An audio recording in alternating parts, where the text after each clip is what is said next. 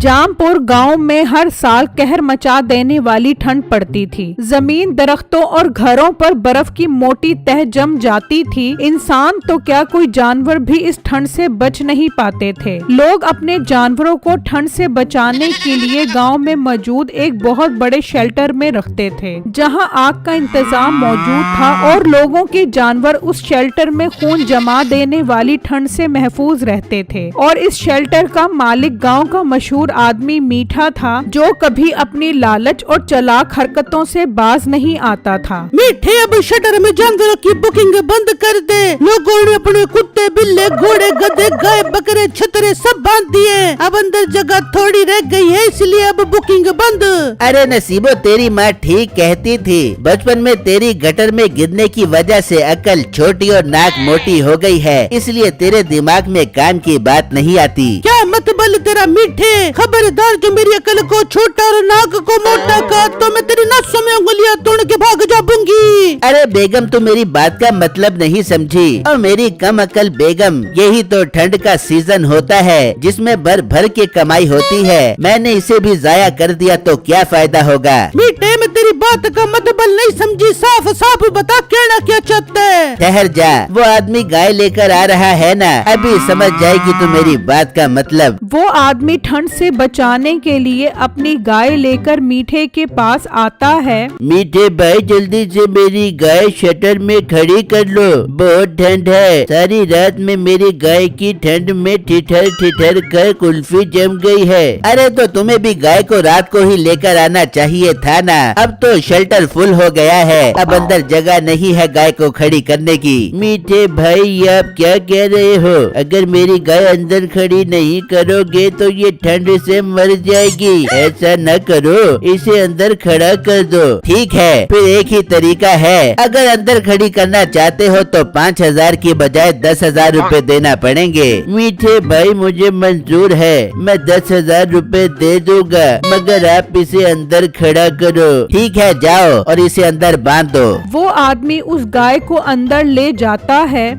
ये मीठा कितना झूठा इंसान है। अंदर इतनी सारी जगह पड़ी है और कह रहा है कि अंदर जगह ही नहीं है। भाईजान, मुझे तो ये इसके पैसे बटोरने का तरीका लग रहा है। देखा नहीं आपने, 5,000 की बजाय 10,000 रूपए मांग रहा है। हाँ, तू ठीक कह रहा है। अब हम क्या कर सकते हैं? हमारी भी तो मजबूरी है इसे यहाँ पर बांधने की, वरना तो हमारा लाखों का जानवर मर जाएगा। भाईजान, आप ठीक कह रहे हो, चलो इसे यहाँ पर बांध दो। मैं रोज चक्कर लगाया करूँगा और आकर इसके चारा पानी का खुद ख्याल रखूंगा। अब समझ आई बेगम तुझे? देखा कैसे इसकी मजबूरी का फायदा उठाकर इससे डबल पैसे बटोरे हैं। आ गई मीठे, मेरी कम अकल वाले दिमाग में तेरी चतुराई वाली बात आ गई। अब हम हर ग्राहक से इसी तरह पैसे बटोर बेचेंगे। तभी मीठे के दो मुलाजिम बिट्टू और कम्मो वहाँ पर आ जाते हैं। बहुत जल्दी आ गए हो काम पर, टाइम देखा है क्या हो रहा है? मीठे, तूने टाइम पे तनख्वाह देता इसलिए टाइम पर नहीं आते। इनको जब टाइम पर तनख्वाह नहीं दे देगा तो देखिए कैसे टाइम पर आएंगे।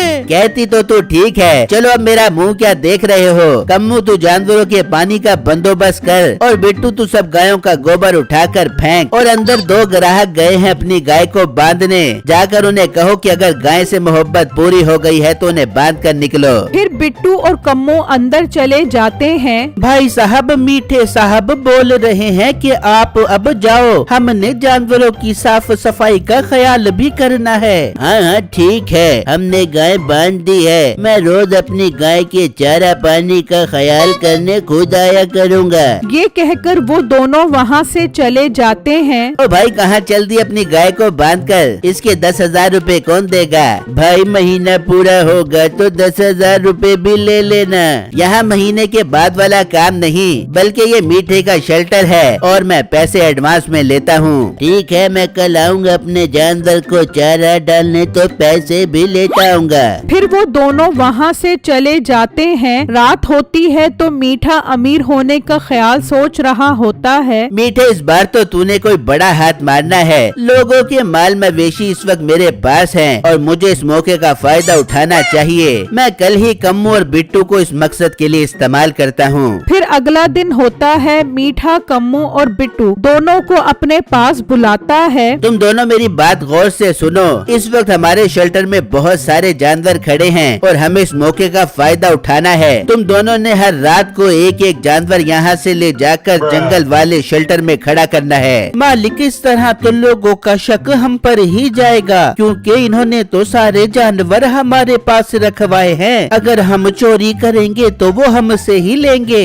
हमने कोई ठेका नहीं लिया हुआ उनके जानवरों का। हमने तो सिर्फ उनके जानवरों को ठंड से पनाह दी थी, वो हम दे रहे हैं। अब जानवर चोरी हो रहे हैं या नहीं, इसमें हमारा कोई लेना देना नहीं। पर मालिक, ये बात गलत है। ये लोगों के साथ बहुत बड़ी ज्यादती होगी। हमें ये गलत काम नहीं करना चाहिए। और मोटे, लगता है तेरा नौकरी करने का कोई इरादा नहीं है। तू मेरा वीर इस ठंड के मौसम में अपने घर पर ही बैठ। मुझे तुझ जैसे इनकार करने वाले मुलाजमों की जरूरत नहीं है। नहीं मीठे साहब, ऐसा मत करें। अगर आप मुझे नौकरी से निकाल देंगे तो मैं अपने घर का गुजारा कैसे करूँगा? आप मुझे जो भी काम कहेंगे मैं करूँगा। तो ठीक है, आज रात से ही जानवरों की शिफ्टिंग का अमल शुरू किया जाए। तभी वो आदमी भी अपनी गाय के लिए चारा ले आता है और सीधा अंदर चला जाता है। मालिक, इसके काम देख रहे हो, इजाजत भी नहीं ली और सीधा अंदर चला गया। कोई नहीं, करने दे इसे। इसकी गाय के भी थोड़े दिन रह गए हैं। और हाँ, एक बात का ख्याल रखना, ये रोज चारा डालने आता है, इसलिए इसकी गाय को सबसे आखिर में लेकर जाना है। फिर रात होती है तो बिट्टू और कम्मो एक एक जानवर खोलकर ले जाते हैं और जंगल वाले शेल्टर में पहुंचा देते हैं। इस तरह रोज वो एक एक जानवर ले जाते हैं और मीठे के शेल्टर में आखिर उस आदमी की गाय रह जाती है। फिर अगले दिन जब वो आदमी अपनी गाय को चारा डालने आता है तो परेशान हो जाता है। यार, ये क्या? यहाँ तो मेरी गाय के अलावा और कोई जानवर नहीं है। ये सारे जानवर कहाँ चले गए हैं? हालांकि अभी तो ठंड भी बहुत ज्यादा है, फिर लोग अपने जानवर वापस क्यों ले गए हैं? खैर, वो आदमी चारा खिलाकर वहाँ से चला जाता है और रात में बिट्टू और कम्मो उसकी भी गाय को जंगल वाले शेल्टर में ले जाते हैं। अगले दिन जब सब गांव वालों को पता चलता है तो वो मीठे के घर के बाहर खड़े हो जाते हैं और मीठे से अपने अपने जानवरों का मुतालबा करते हैं। गाँव वालों, अपना मुंह संभाल कर बात करो।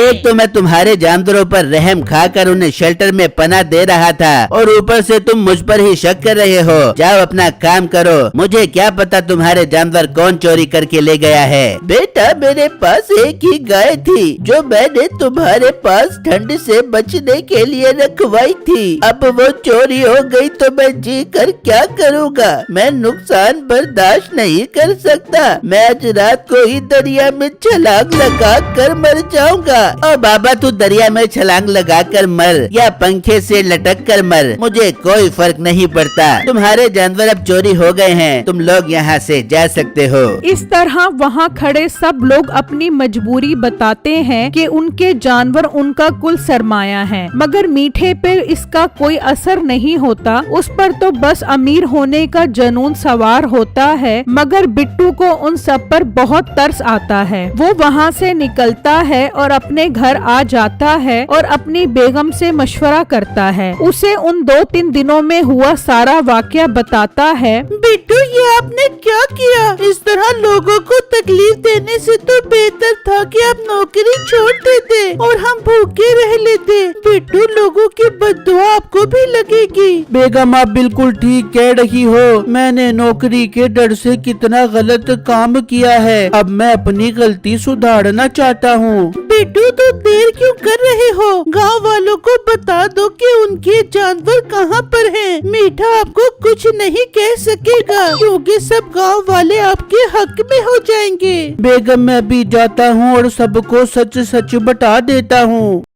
बिट्टू घर से निकलता है। अभी थोड़ा आगे ही आता है कि उसे वही बुजुर्ग मिलता है। बाबा जी आप कहाँ जा रहे हो? बेटा मेरी गाय चोरी हो गई है, अब मैंने जी कर क्या करना, मैं खुदकुशी करने जा रहा हूँ। बाबा जी आपको खुदकुशी करने की जरूरत नहीं है, मुझे पता है आपके और गांव वालों के जानवर कहाँ पर हैं। आप बस सब गांव वालों को लेकर रात में जंगल आ जाना, वहीं पर सबके जानवर हैं और मीठे ने ही चोरी करवा कर वहाँ पर रखवाए हैं। अरे बेटा तुमने तो मुझे जीने की नई उम्मीद दे दी है, मैं रात को ही सब गांव वालों को लेकर वहाँ पहुँच जाऊंगा। वहाँ मीठा और नसीबो बहुत खुश होते हैं। अरे बेगम मजा आ गया, अब सारे जानवर हमारे हैं, अब हम और ज्यादा अमीर हो गए हैं। ओ कम्मू ये बिट्टू कहाँ चला गया है? हमने आज रात को जंगल में जाकर सारे जानवरों का सौदा भी करना है। मालिक पता नहीं वो कहाँ चला गया है, आज रात को आप और मैं ही जंगल में जाकर सारे जानवरों का सौदा कर देंगे।